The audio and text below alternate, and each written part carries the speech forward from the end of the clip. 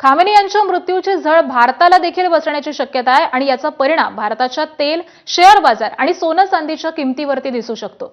याचं कारण म्हणजे जगातील सर्वात महत्त्वाचा तेल मार्ग असलेला होर्मुझ स्ट्रेट हा बंद होण्याची भीती आहे। जर हा मार्ग बंद झाला तर भारताला दर महिन्याला होणाऱ्या तेल पुरवठ्याचा अर्धा भाग हा धोक्यात येईल। जानेवारी-फेब्रुवारी 2026 मध्ये भारतानं आपल्या आवश्यकतेपैकी सुमारे 50% कच्चं तेल हे याच मार्गाने आयात केलेलं आहे। जर हा मार्ग बंद झाला तर कच्च्या तेलाचा पुरवठा हा अचानक कमी होईल आणि पेट्रोल आणि डिझेलच्या किमती या वाढतील।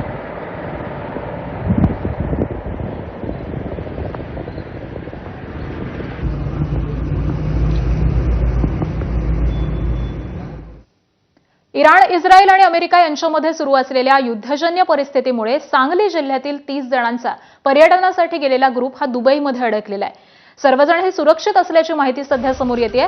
सांगलीतील एका एजन्सीमार्फत गेलेला 30 जणांचा ग्रुप हा सध्या दुबईमध्येच थांबलेला आहे। पुढच्या 48 तासांसाठी विमानसेवाही स्थगित करण्यात आल्यामुळे त्याचा परतीचा प्रवास हा सध्या लांबलेला दिसतोय।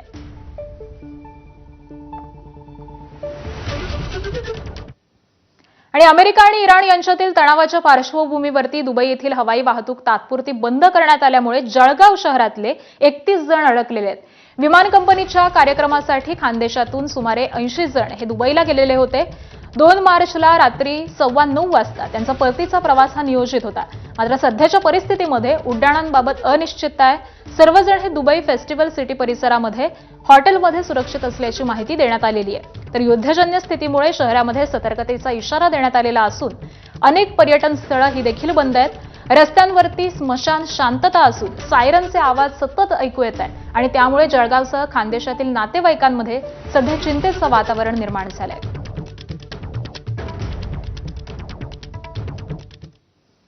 तर मध्य पूर्वेतील वाढत्या तणावाच्या पार्श्वभूमीवरती काल पंतप्रधान मोदींच्या उपस्थितीमध्ये दिल्लीत केंद्रीय सुरक्षा सल्लागार समितीची बैठक झाली। या उच्चस्तरीय बैठकीमध्ये मध्य पूर्वेतील सध्याची परिस्थिती, तिथे राहणाऱ्या भारतीय नागरिकांची सुरक्षा, ऊर्जा पुरवठ्यावरती होणारा संभाव्य परिणाम आणि प्रादेशिक स्थिरतेशी संबंधित विविध मुद्द्यांवरती चर्चा झाल्याची माहिती मिळते। संरक्षण, परराष्ट्र आणि गृह मंत्रालयातील वरिष्ठ अधिकारी या बैठकीला उपस्थित होते।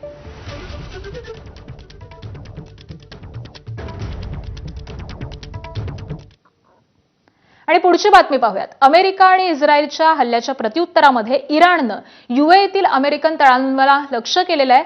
अबुधाबी आणि दुबई विमानतळांवरती हल्ला झाल्यामुळे यूएई हे संतापलेलं दिसतंय आणि त्यातूनच यूएईनं मोठं पाऊल उचलत इराणमधील दूतावास हे बंद केलेलं आहे। त्याबरोबरच दूतांसह सर्व कर्मचाऱ्यांना माघारी बोलावलेलं आहे। एखाद्या देशातील दूतावास बंद होणं हे त्या देशाशी असलेले संबंध हे कमालीचं बिघडणं आणि युद्धासाठी सज्ज असण्याची कृती मानली जातं, हे विशेष आहे।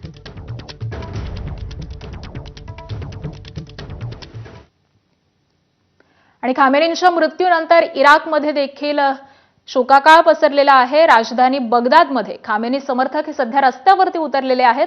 बगदादमध्ये प्रतिकात्मक अंत्ययात्रा देखील काढण्यात आलेली आहे। हजारो खामेनी समर्थकांचा अमेरिका आणि इस्रायल विरुद्धचा संताप सध्या दिसून येतोय।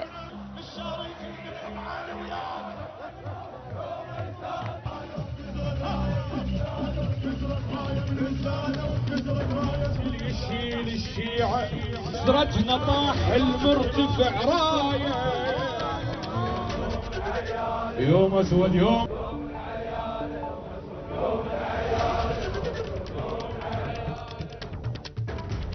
आणि शेअर बाजारातून एक मोठी बातमी समोर येते। शेअर बाजारामध्ये मोठी घसरण झालेली आहे।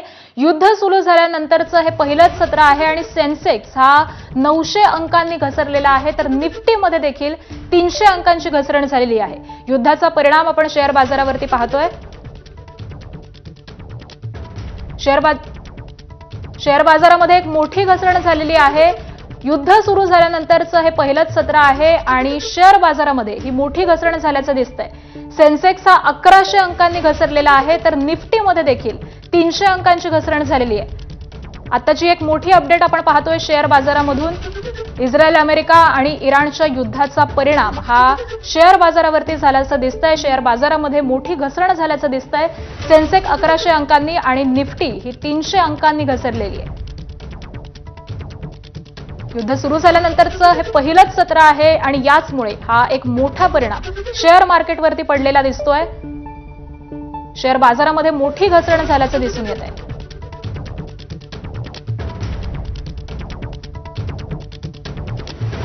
अमेरिका, इस्रायल आणि इराणमध्ये युद्ध सुरू झालेलं आहे. जवळपास 2 दिवस उलटून गेलेले आहेत. दोन्हीही देशांकडून प्रतिहल्ले करण्यात येत आहेत आणि याचाच परिणाम आता संपूर्ण जगभरामध्ये आपल्याला दिसून येतोय. विविध क्षेत्रावरती याचा परिणाम झालेला असेल, मग ते आर्थिक क्षेत्र असेल, सामाजिक क्षेत्र असेल, अशा विविध क्षेत्रांवरती या युद्धाचा परिणाम झाल्याचं आपल्याला दिसून आलेलं आहे. आणि त्याचबरोबर शेअर बाजारावरती याचा परिणाम झालेला आहे. शेअर बाजारामध्ये आज मोठी घसरण झालेली आहे. 2 दिवसांच्या सुट्टीनंतर आज शेअर बाजार खुला झालेला आहे आणि शेअर बाजार खुला होताच या घसरणीची शक्यता ही वर्तवण्यात आलेली होती आणि त्याच पद्धतीनं सेन्सेक्स हा 1100 अंकांनी घसरलेला आहे आणि त्याचबरोबर निफ्टीमध्ये देखील 300 अंकांची घसरण झाल्याचं आपल्याला दिसून येत आहे. त्यामुळे या युद्धाचा एक मोठा परिणाम हा भारतातील या शेअर मार्केटवर देखील झाल्याचं आपल्याला दिसून येतोय. खरं तर युद्धजन्य परिस्थिती झाल्यानंतर अशा पद्धतीचा परिणाम हा दिसून येत असतो आणि याचाच